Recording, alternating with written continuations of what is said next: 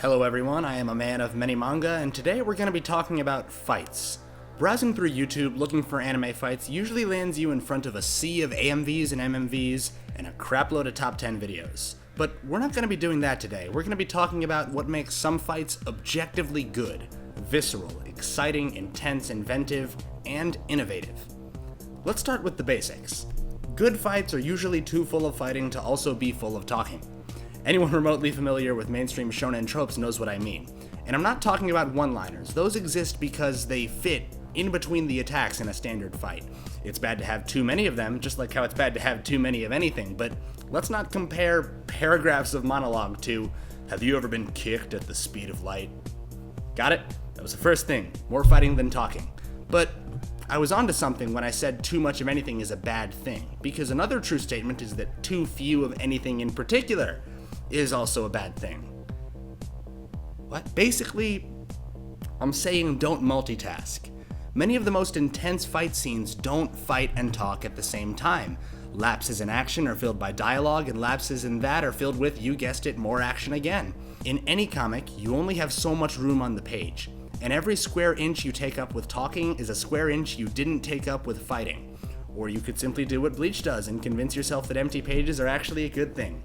Spoiler alert, they're not.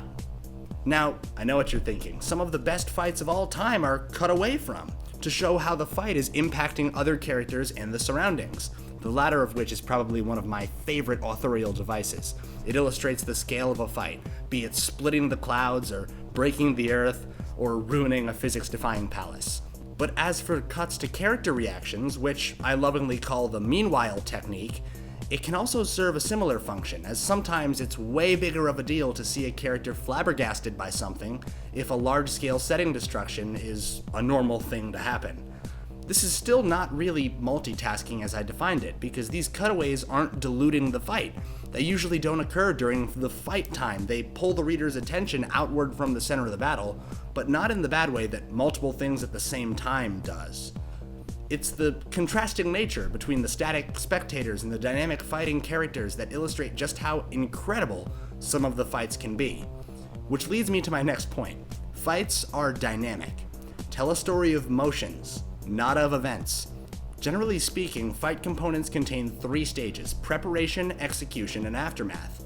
Sports manga, mainstream shonen battle manga, and especially martial arts manga are notoriously good at packing their pages full of clear, concise dynamism. Look at this beautiful page from a manhwa called The Breaker. It skips the first 2 phases of fight components entirely, and is made up exclusively of aftermath. It has no speed lines, no blur, no Dutch angles, no screen tones, and not a moment of stagnation. It's snapshots from a quick and dirty one-sided fight that captures all the movement in a multi-man beatdown, just like the hallway scene in Oldboy, with absolutely no distractions. The best fight choreography has a sense of rhythm and fluidity to it, which is implicit with dynamic framing and layout, but to truly understand what's special about these fights, let's look at something that's not so special. This is the Kenbachi fight from Bleach, a truly iconic plot point from any Bleach fan's point of view, but as a fight, it's absolutely dreadful. The fight starts, kind of, on chapter 103 by teleporting a blade into the chest of the main character, only to reveal that it was just a hallucination from the strength of his new opponent. Cool effect, let's hope we don't overuse that. They talk for the entire chapter, making this less of a fight with each passing page, and then, when there finally appears to be a fight starting, he cuts away. Cool way to milk the anticipation, let's hope we don't overuse that. We then come back, and the bit of fighting never actually happened. We didn't get to see Ichigo come to the realization that his sword can't even cut him. It just happened off screen, and now we have to see the aftermath. We've skipped the entire execution step of the fight element, then we're back to a quick one-liner, and then the chapter ends. More anticipation, I guess. Then we see the exact same thing happen for yet another 2 pages, as there's a festival of talking in the middle of the fight scene, except it technically still hasn't broken any of my rules of thumb, because the entire fight thus far has not had a single moment of actual fighting, almost as if it's intentionally trolling my good standards. But then they cut away, again, 2 times now, from Kenbachi about to attack, then we come back 3 chapters, 3 weeks later, to see that we never even saw the aftermath of the first situation. We just have to assume that it happened off screen. But it sure was cool. It's a shame we didn't get to see it for no reason, but we finally get our first actual moment of clashing.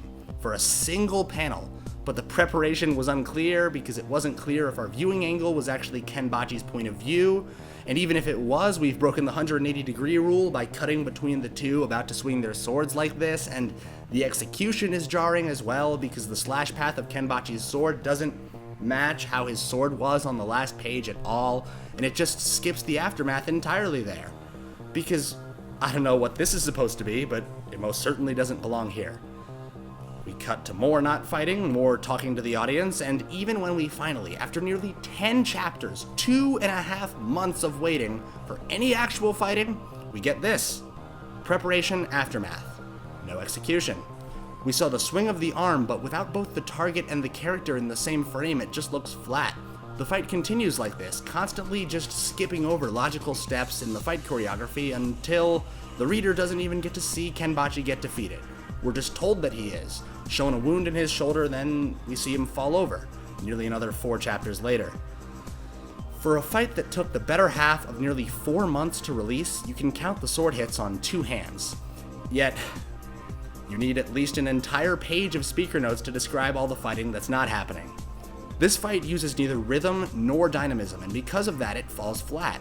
But what's interesting here is how even though this scene got away with using only one of the 3 fight component phases, and the entire fight in Bleach didn't get away with using 2, is that Bleach had sporadic and haphazard viewing angles.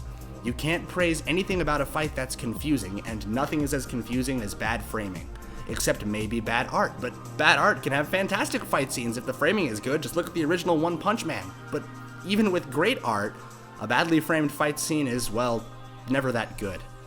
Fights are usually made up of high-paced, quick movements between 2 different characters, and they usually take bad layout and make it a hell of a lot worse.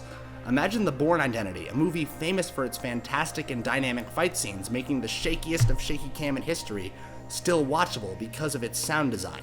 But now imagine watching that same fight in snapshots, with blur turned on, in black and white, and no sound cues to tell you what exactly is happening, and we've arrived at the cusp of our problem.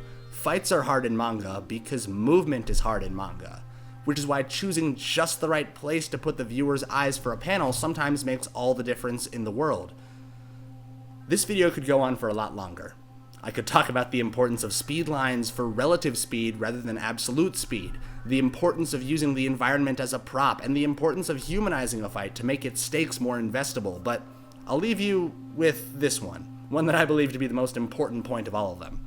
Don't be scared to be funny, because sometimes the coolest moments are supposed to be laughed at.